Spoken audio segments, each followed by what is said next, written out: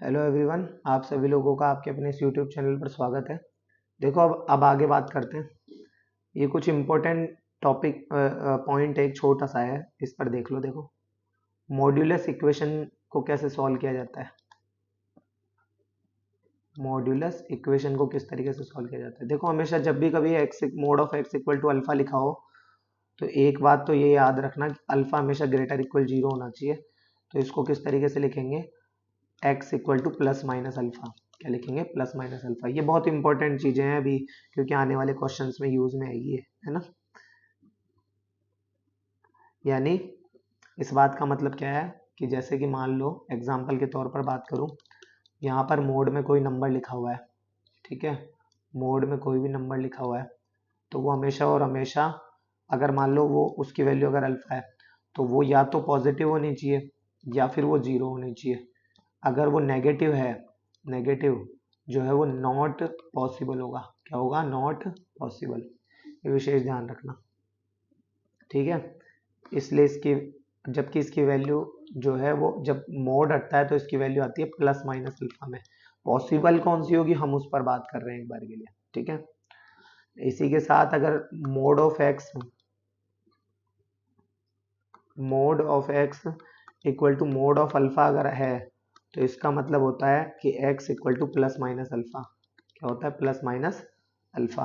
Okay, आगे देखो।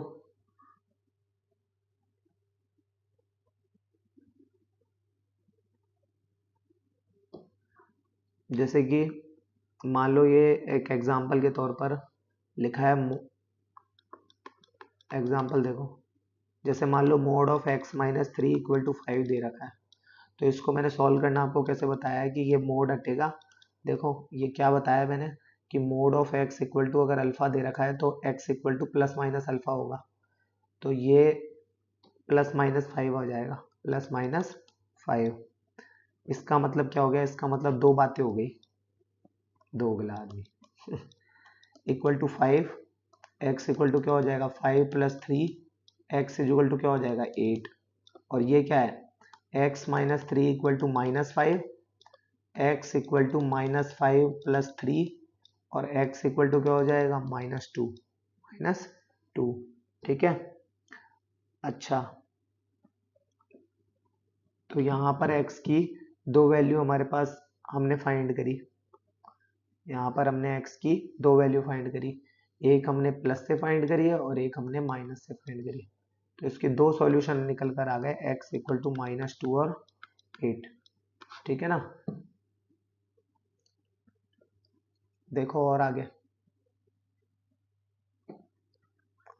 जैसे कि मान लो ये यहाँ पर है mod of x minus three equal to mod of two x plus one. ठीक है, तो इसके लिए क्या करें, देखो x माइनस थ्री को ये तो एज इट इज, और plus minus two x plus one as it is. ये मैंने आपको अभी अभी आइडेंटिटी बताई थी, देखो ये प्रॉपर्टी बताई थी इसकी। ये देखो, ये रही mod of x equal to mod of alpha होता है तो x equal to plus minus alpha हो जाएगा। तो ये हो गया प्लस माइनस अल्फा। अब यहाँ पर आते आते भी दो बातें फिर से, एक तो पॉजिटिव से लेते हैं। देखो, तो के x minus three equal to two x plus one. तो टू एक्स को इधर लेके आएंगे तो थ्री एक्स, नहीं, माइनस एक्स, माइनस का एक्स, और वन प्लस थ्री कितना हो गया, फोर। यानी एक्स इक्वल टू कितना आ गया, माइनस फोर। और माइनस से अगर लें तो कितना हो जाएगा, x minus three equal to minus two x minus one. तो ये कितना हो जाएगा, थ्री एक्स, और उधर थ्री गया तो थ्री माइनस वन कितना हो जाएगा, टू। थ्री माइनस वन कितना हो जाएगा, टू। तो x इक्वल टू कितना हो जाएगा, टू बाई थ्री। तो इसके भी यहाँ पर हमारे पास दो सॉल्यूशन निकल कर आ गए, माइनस फोर और two by three. Minus four comma two by three. ठीक है, क्लियर। इस तरीके से होगा ये।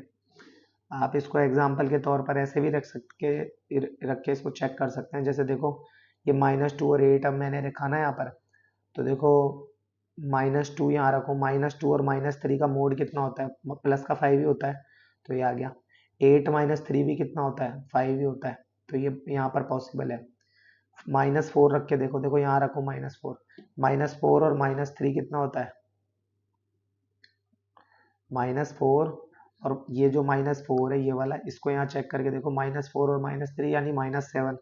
-7 का मोड कितना होता है? 7 ही होता है। अब जरा यहाँ रखो, 2 4 जा 8 लेकिन नेगेटिव का, और +1 तो यानी -7 का मोड कितना होता है? 7 ही होता है। ठीक है, 2/3 रखो x की जगह, 2/3 में से 3 सब्ट्रैक्ट करा और ये 2 × 2/3 +1 करके देखा, देखो दोनों बराबर आ रहे हैं। देखो 2 - 9/3, 2 2 जा 4 +3/3, ये -7 सब पे मोड है, इन पे ये मोड है, ये मोड है, ये मोड है। तो -7/3 का मोड और 7/3 का मोड बराबर है, क्योंकि दोनों की वैल्यू 7 क्या आएगी? 3 आएगी। ठीक है ना, क्लियर?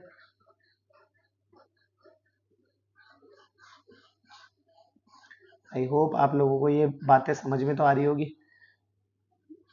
पेशेंस से देखोगे, अभी नए नए 10th से निकल कर आए हो अगर आप, तो बहुत पेशेंस रखना पड़ेगा आपको। ये 10th क्लास की तरह नहीं है, 10th क्लास में तो कुछ भी चल रहा था, चाहे आप कोई से भी बोर्ड के हो।